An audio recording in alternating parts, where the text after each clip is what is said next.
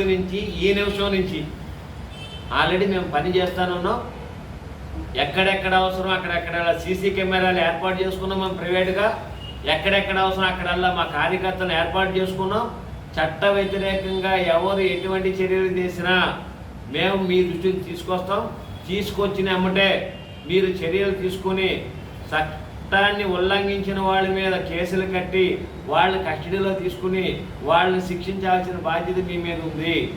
దానికి అనుగుణంగా ఈ నిమిషం నుంచి అయినా మీరు పనిచేయండి. పని చేయకపోతే పాటు వారితో పాటు కలిపి మీ మీద కూడా చర్యలు తీసుకుంటామని చెప్పి చట్టబద్ధంగా మీకు తెలియజేస్తున్నాం. అంతేది కాబట్టి ప్రజలందరూ కూడా గమనించండి.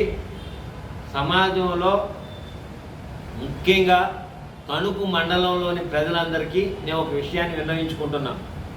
వాడు బలవంతుడంట కదా, వాడికి అన్నీ ఉన్నాయంట కదా, వాడిని ఎవరు ఏం చేయలేమంట కదా అని ఒక ప్రచారం జరుగుతుంది.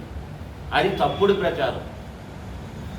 వాడు బలవంతుడు కాదు, వాడు ధైర్యవంతుడు కాదు, వాడు చట్టబద్ధంగా ఏమీ చేయట్లేదు, వాడికి ఎటువంటి అనుమతులు లేవు. వాడికి గల్లీ నుంచి ఢిల్లీ వరకు కూడా వాడికి అన్న అనుమతులని సక్రమమైనవి కాదు అనే విషయాన్ని ప్రజలు గ్రహించండి. ప్రజలు అడగట్లేదు కాబట్టి అధికారులు వాడి కొమ్ముగాస్తున్నారు. మనం అడిగితే కనుక అధికారులు మన వైపు నిలబడి పనిచేయాలి, వాడిని శిక్షించాలి.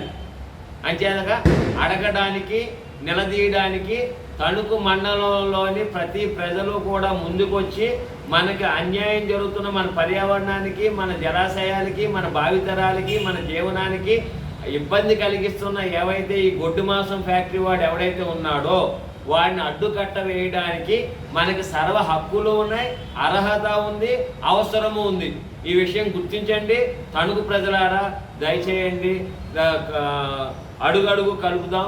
వాడిని 5 నిమిషాలు మేము ఆల్రెడీ ఆపేసాం. వాడు కొత్తగా నడపట్లే, మనం వాడిని ప్రశ్నించినప్పుడు నడుపుతున్నాడు వాడు. అంతేది కాబట్టి వాడిని వాడు ఆపలేడంట, వాడిని ఎవడు ఏం చేయలేమంట. ఇది ఉత్తుమాట. వాడిని ఆల్రెడీ 7వ తారీఖు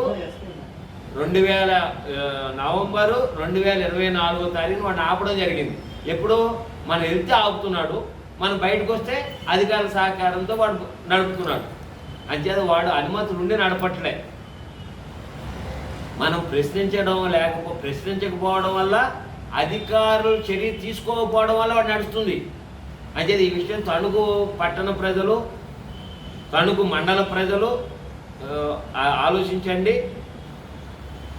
దేశవ్యాప్తంగా ప్రపంచవ్యాప్తంగా తెలుగువారు ఎవరైతే ఉన్నారో మీరందరూ కూడా ఈ విషయాన్ని పరిశీలించి మీరు మీ స్థాయిలో మీరు స్పందించి ఈ ప్రజలకు జరుగుతున్న హాని, ఈ రాజ్యాంగాన్ని కూని చేస్తున్న వారిని, ఈ చట్టాలు ఉల్లంఘన చేస్తున్న వారిని అందరినీ కూడా చర్యలు తీసుకునేటట్టు, సమాజానికి మేలు జరిగేటట్టు మీరు ఎక్కడెక్కడ ఉన్నా కానీ మీ స్థాయిలో మీరు స్పందించాలని చెప్పి కోరుతున్నాను.